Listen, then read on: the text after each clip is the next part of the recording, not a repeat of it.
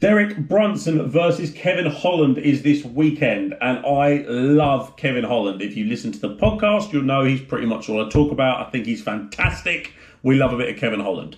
I expect him to beat Derrick Brunson. I expect him to beat him pretty easily. And that's not really a knock on Kevin Brunson. We'll just put those two together. That's not really a knock on Derrick Brunson. I just think he is kind of that stepping stone guy. If you're pretty good in the middleweight division, you beat Derrick Brunson and then you're on your way. If you can't beat Derrick Brunson, then you're not that good and you're down here. And I know Derrick Brunson doesn't want that title, but unfortunately, Derrick, mate, you've got it.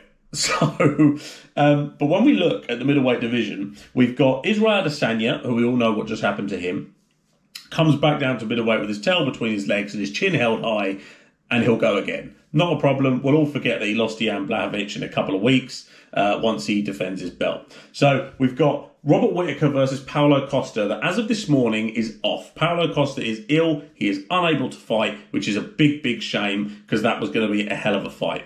Now, they're scrambling around to see if they can get someone to fight Robert Whittaker on short notice, or they'll move the fight and maybe he fights the winner of Till Marvin Vettori. I don't know.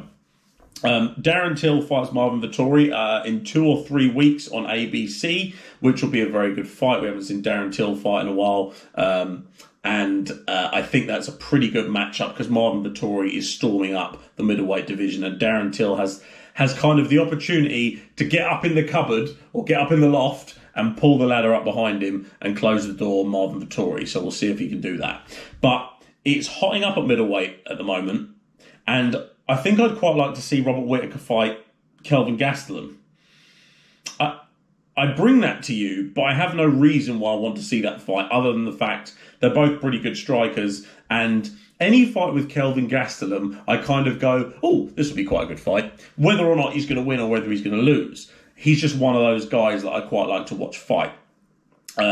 Plus, when he comes through the Ultimate Fighter, you kind of have that little sort of baby feeling. I don't know why. That's weird, but we'll go with it. So we've got Robert Whittaker, who was supposed to fight Paulo Costa. That's out. Robert Whittaker's sitting number 1 in the division, but they don't want to give him a title shot straight away, so he has to beat someone else. So what the UFC wants to do is they either want Whittaker to fight for the belt or they don't. And if they don't, they're going to feed him someone they hope beats him so they have a new contender, and that's just how it is. If they wanted Robert Whittaker to fight for the belt, he'd be fighting for the belt and not fighting Paulo Costa, which is what they just tried to do.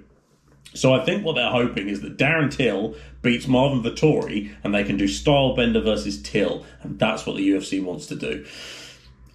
I hope Darren Till doesn't sleep on Marvin Vettori because, and I don't think Marvin Vettori is better than Darren Till, but I think that maybe if Darren Till is looking past him, we could see an upset because Vettori's no joke.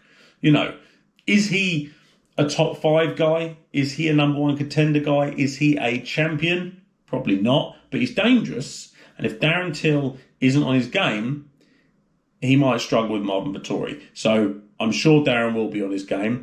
I predict Darren beats Marvin Vettori via decision, and then he will fight Israel Adesanya for the middleweight belt. Obviously, we've seen Darren Till in a title shot before, but that was at welterweight, and it was against Tyron Woodley, and he got finished and tapped out. But, you know, you look at, that was when Tyron Woodley was probably Tyron Woodley and not what he is now.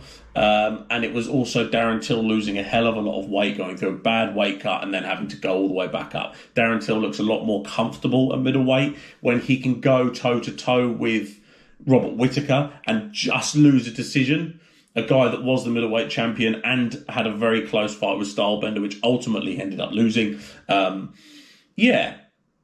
Till's future at middleweight looks pretty bright, but he does have to go